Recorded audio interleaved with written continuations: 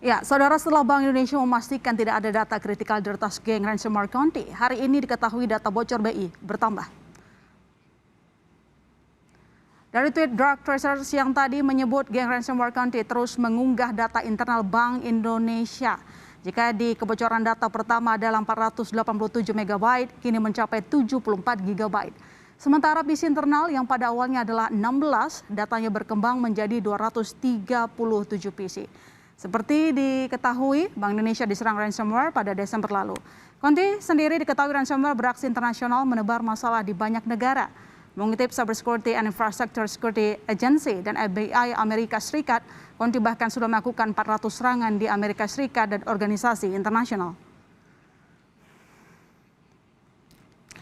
Ya, saudara, lagi penjahat cyber menembus sistem keamanan cyber lembaga negara. Kali ini Bank Indonesia jadi korban serangan ransomware meski BI memastikan tidak ada data kritikal berhasil diambil geng Conti ransomware. Dan saudara, pembobolan data oleh hacker ke sejumlah kementerian lembaga juga pernah diduga bocor atau diretas hacker, sebut saja data BPJS, data e-hack, sampai situs pusat malware nasional dari BSNN terkena peretasan dengan metode perusakan atau device. Yang jelas, saudara, kasus serangan cyber Indonesia setiap tahun menunjukkan tren kenaikan. Anda bisa lihat di tahun 2019 lebih dari 228 kasus, 2020 495 juta kasus, ini lebih dari ya. Jadi ini bukan angka bulatnya. Lalu kemudian di tahun 2021 ini Januari sampai Agustus saja ini datanya sudah mencapai 888 juta.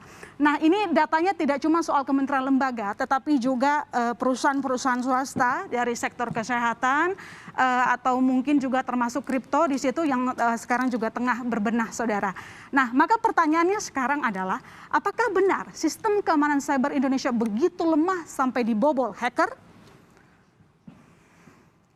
Sebenarnya, saudara, untuk sistem keamanan cyber Indonesia sudah membaik. Publikasi International Telecommunication Union Global Cyber Security Index Indonesia tahun 2020 berada di peringkat 24 dari 194 negara. Atau naik peringkat dari sebelumnya di peringkat 41 tahun 2018. Tapi jangan bangga dulu, karena kerugian akibat cybercrime itu tidak main-main. Konsistensi, komitmen keamanan cyber ini yang jadi PR kita bersama.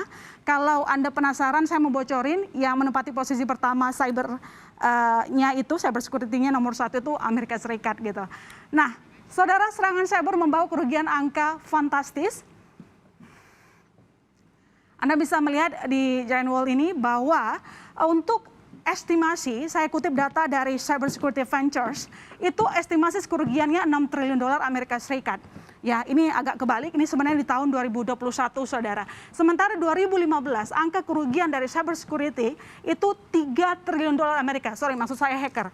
Jadi ini adalah angka yang naik signifikan dari tahun 2015 ke tahun 2021.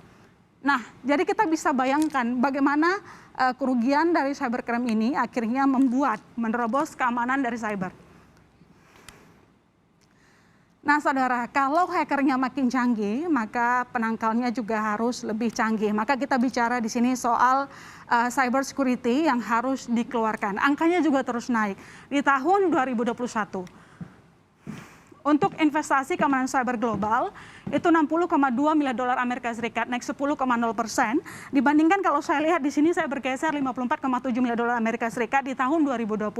Nah, pertanyaannya berikutnya adalah, apakah dengan jumlah investasi di global ini dapat menangkis aktifnya para hacker?